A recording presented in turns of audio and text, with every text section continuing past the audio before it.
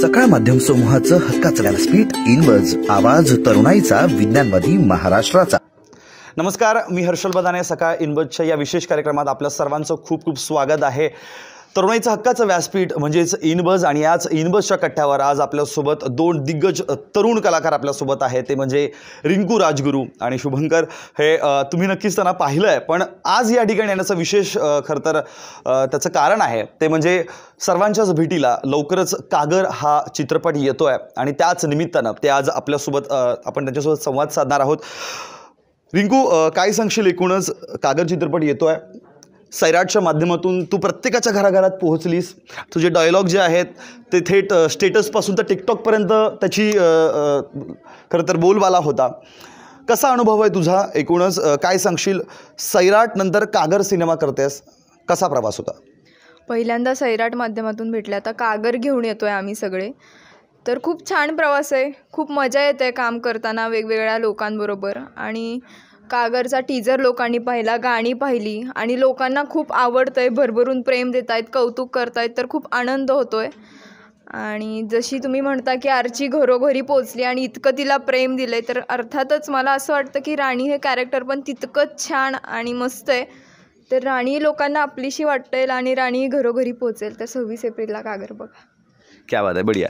शुभंकर आहे, शुभंकर काय सांगशील? एकूणच तू म्हणजे आर्चीनं त्या पद्धतीनं कुठली प्रॅक्टिस नव्हती, पण तिचा पहिला सिनेमा होता। तू याआधी बरेच शो केलेले आहेत, तू एका सिरियल्समध्ये देखील तू काम केलेलं आहे। कसा अनुभव होता तुझा? एकूणच अनुभव म्हणजे आता सिरियल्समध्ये म्हटलं गेलं तरी मीडियम वेगळा आहे, पण तिकडे पण कामं सिमिलर होतात किंवा काय, पण फिल्मचा एक्सपिरियन्स एकदमच वेगळा असतो, ज्याच्यात एखाद्या ॲक्टरला समजा जी काय प्रोसेस हवी असते बेसिकली। कारण की मी स्वतः थिएटर बॅकग्राऊंडवरून आलो आहे, तर त्याच्यात असतो की आपण स्क्रिप्टवर काम करतो, प्रत्येक कॅरेक्टरवरती करतो आणि ती अख्खी एक प्रोसेस असते जी आपल्याला कदाचित सिरियल्स वगैरेमध्ये मिळत नाही। पण ह्या फिल्ममध्ये म्हणजे थँक्स टू मकरंद माने, त्यांच्यामुळे मला एवढी कमाल प्रोसेस मिळाली, प्लस रिंकू पण आहे, तर तिच्याबरोबर काम करताना पण जो मस्त एक्सपिरियन्स मिळाला, तर मग एक ना घेवाणदेवाण होती अख्ख्या प्रोसेसमध्ये, अख्ख्या फिल्मच्या शूटिंगमध्ये, त्याच्या प्रीमध्ये पण आणि पोस्टमध्ये पण। तर तो हा एक कंप्लीट एक्सपिरियन्स म्हणायला म्हणजे आपण म्हणूच शकतो की कागर माझ्यासाठी म्हणजे first as a lead debut film जर म्हटली तर एक कंप्लीट एक्सपिरियन्स मिळाला आहे मला, ज्याच्यात मला जवळपास सगळंच करायला मिळालेलं आहे। रिंकूसोबत जमतं काही भांडण वगैरे सेटवर? नाही नाही नाही, आम्ही म्हणजे तिचाही स्वभाव एवढा चांगला आहे आणि मी युज्युअली मस्करी आणि मी हे सगळं भरपूरच करतो, तर भांडण वगैरे मी त्या झोनमध्येच नसतो अगदी।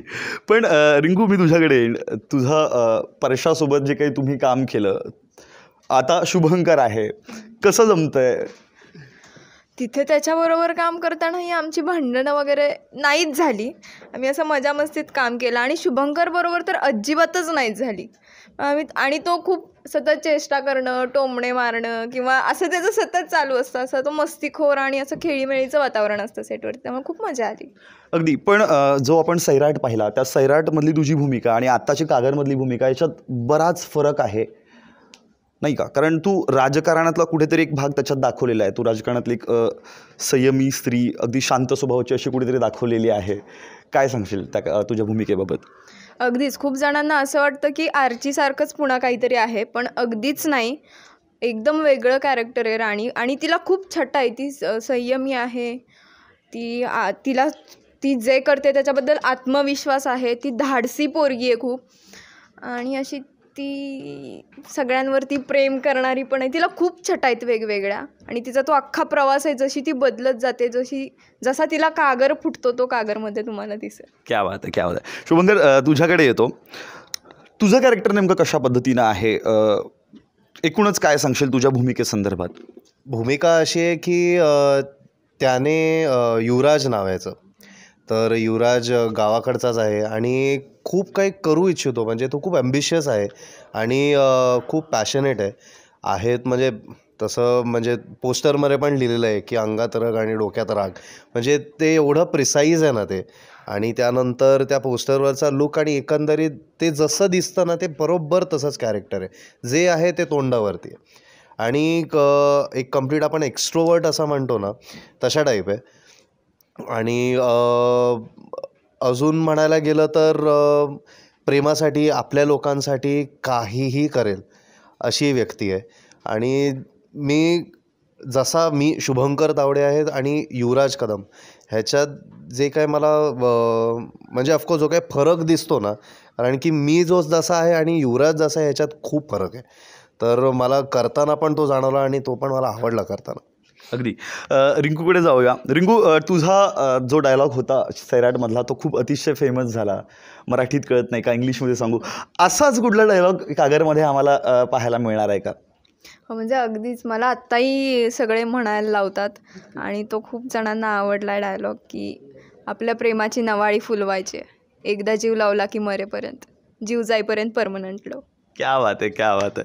बरं, तुझी नुकतीच 12वीची परीक्षा देखील संपलेली आहे आणि काय ना, तरुणाई म्हणजे रिंकू राजगुरू अगदी एक वेगळंच समीकरण झालेलं आहे, की ती कुठे कॉलेजमध्ये गेली, तिचा शाळेतला पहिला दिवस असेल, तिचे एक्झाम्स असेल, तरुणाई म्हणजे अगदी तिच्या पाठीपुढेच असते. काय वाटतं तुला एकूणच, म्हणजे जे काही अगदी कमी वेळेमध्ये जी काही आभाळाकडे तू उंची गाठलेली आभाळ एवढी, कसं पाहतेस तू? खूप मजा येते. कधी कधी असं वाटतं की नाही का, आधीचं जे फ्रीडम होतं ते नाही आहे, किंवा कुठे फिरता नाही येते, कुठे जाता नाही येत, मन मोकळेपणाने बाहेर राहता नाही, बंधनं येतात. बंधनं खूप येत आहेत. पण एकीकडे असं पण वाटतं की इतक्या लहान वयात हे सहजासहजी सगळ्यांनाच नाही मिळत. तर ते मला मिळालं तर मला खूप छान काम करायचं आणि मी सगळ्या फॅन्स ज्या पद्धतीने येतात, मी या सगळ्या गोष्टींची खूप मजा घेते आणि मला खूप मजा वाटते आणि आनंद वाटतो खूप, इतकं प्रेमाने बोलतात तर. बरं, पण जे काही बातम्या होतात किंवा तरुणाई जी म्हणतो आपण, की ती अगदी मोठ्या प्रमाणात त्यांचा जल्लोष असतो, रिंकू राजगुरू धक्काबुक्की होते कुठेतरी, नाही का?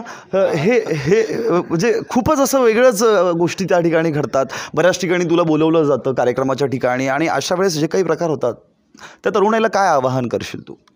आव्हान म्हणजे प्रेम करा, पण एवढंच सांगेन की स्वतःची काळजी घ्या, गर्दीत धक्काबुक्की करू नका, आपल्यामुळे दुसऱ्यांना पण त्रास होणार नाही अशी काळजी घ्या. आणि जितकं तुम्ही माझ्यावरती प्रेम करता तितकं माझंही सगळ्या माझ्या चाहत्यांवरती प्रेम आहे, फक्त की मला सगळ्यांना भेटता आणि बोलता येत नाही. तर काय, प्रेम असंच करत राहा आणि कागरलाही भरभरून प्रेम द्या. क्या बात आहे. कागर येतो आहे, आपल्या प्रेक्षकांना युवकांना काय सांगाल, की कागरच्या माध्यमातून तरुणांसाठी नेमका काय संदेश आहे? तरुणांसाठी हा संदेशपेक्षा ना, मी तर म्हणेन कागर हा, म्हणजे मी तरी जसा बघतो या फिल्मकडे, की एक कम्प्लीट फिल्म म्हणून जो कागर एक सिनेमा येणार ना, तोच एक कम्प्लीट वेगळा एक्सपिरियन्स असणार आहे. मग तो फक्त तरुणांसाठी नाही तर प्रत्येक एज ग्रुपसाठी आहे. म्हणजे हे एक फिल्म म्हणूनच आपण जर बघितली ना, तर एक कम्प्लीट पॅकेज आहे, त्यात सगळे आहे. म्हणजे तुम्ही लव्ह स्टोरी पण म्हणा त्यात, जसं आणि ते दिसतं ट्रेलर आता म्हणजे टीझरमध्येच दिसतं, की पॉलिटिक्स आहे, कुठेतरी लव्ह स्टोरी आहे, कुठेतरी सॅक्रिफायसेस आहेत. तर ह्या सगळ्या गोष्टी फक्त तरुणांनाच नाही पण प्रत्येक एज ग्रुपच्या माणसांना कुठे ना कुठेतरी इन्स्पायर करणारे आणि काही ना काहीतरी कोणतरी घेणारच त्यातून. अगदी.